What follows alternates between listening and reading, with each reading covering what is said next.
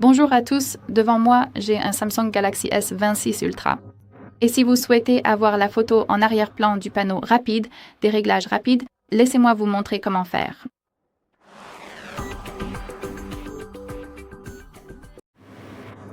Très bien, tout d'abord, vous devez être connecté à Internet car vous devez télécharger une application spécifique appelée Good Lock. Elle est conçue spécialement pour Samsung et est disponible sur le Galaxy Store ou le Google Play Store. C'est entièrement à vous de choisir, il suffit d'y entrer, de taper Good Lock Apps Samsung et de télécharger cette application. Assurez-vous que vous voyez les pièces de puzzle sur l'icône.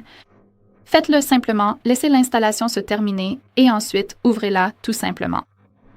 Vous commencerez donc par cette section ici et, comme vous pouvez le voir, il y a de nombreuses options parmi lesquelles choisir. Mais ce que je veux que vous fassiez, c'est de trouver Quick Start qui se trouve juste ici et de le télécharger. Tout ce que vous avez à faire, c'est de le trouver et d'appuyer sur cette icône de téléchargement. Laissez votre appareil le télécharger. Ça prendra, je ne sais pas, 2 secondes. Ensuite, entrez dans Quick Start. Ici, appuyons simplement sur Modifier le style du panneau. Et comme vous pouvez le voir, ici, nous avons la section avec une boîte de boutons, le lecteur multimédia, la luminosité et le volume. Pour cela, nous pouvons ajouter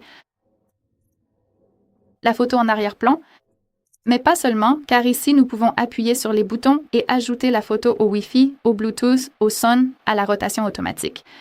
Comme vous pouvez le voir, il y a plein d'options parmi lesquelles choisir, donc vous pouvez le personnaliser exactement comme vous le souhaitez, mais laissez-moi revenir au contrôle. Je vais simplement vous montrer ici comment faire et vous pourrez le gérer. Alors, laissez-moi supprimer ma photo précédente simplement en appuyant sur cette icône « Moins » et commençons par la boîte de boutons. Il suffit donc d'appuyer sur l'icône « Plus ». Nous serons immédiatement transférés vers notre galerie. Nous pourrons donc choisir la photo que nous souhaitons appliquer. Laissez-moi choisir celle-ci, par exemple. Et maintenant, nous pouvons décider si nous voulons appliquer l'image telle qu'elle ou si nous voulons la recadrer. Vous pouvez donc appuyer sur « Recadrer ».